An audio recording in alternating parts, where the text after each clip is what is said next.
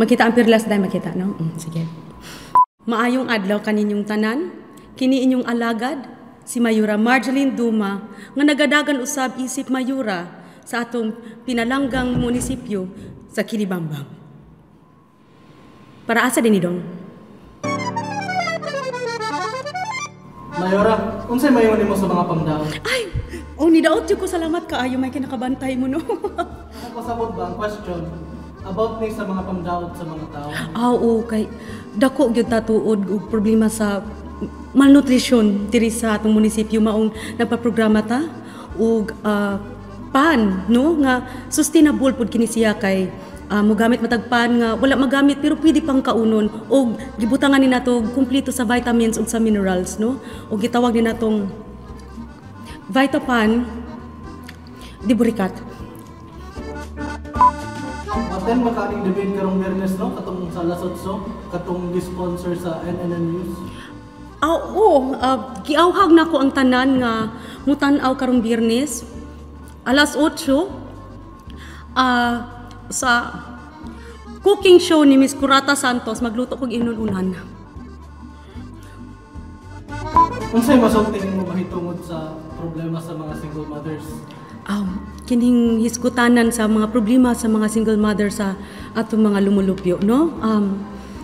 Pinangga ko kayo kamong mga single mother nako diri. Unsa din yung problema? Ug unsa inyo ikasugyot? Kulab man ni, di ba? Ilista, Shirley, ilista. Mayura, mahitungod ani imong issue sa tax ba? Sako man tong papa. Katong mga gipangpatay sa una, Sako man tong papa.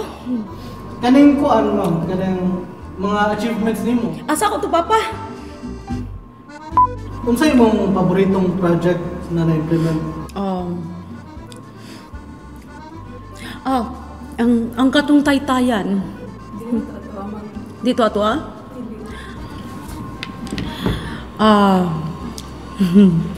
ang katong Poso project, it provided so much water to our far-flung barangays.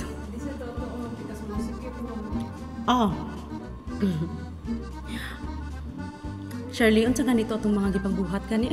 Kalimot man ta. Daghan man gud kaayo. Ang town clock. Ang town clock. My favorite project has been the town clock nga among gipatukod. Dili kita nagto.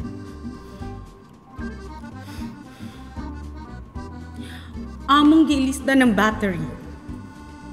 Karon makahibaw na ang mga tao sa saktong oras.